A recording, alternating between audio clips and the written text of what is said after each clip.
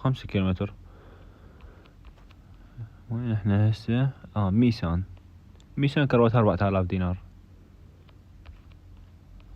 يعني انت بس تخيل المسافة اللي هي هاي 2500، ما معقولة. فالخصم شو راح يصير؟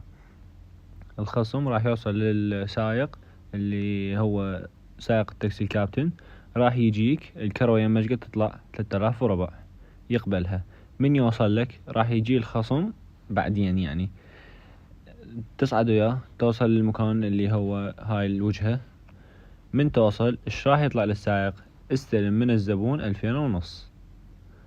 زين الباقي وين راح يروح؟ الباقي اللي راح يجي هو 750. من يستلمها؟ يستلمها من الشركة. الشركة هي اللي تتحمل مسؤولية الخصم. فبهاي الحالة هذا الخصم قدامكم مثل ما تشوفون. فيعني لو طالبان بلس اللي هي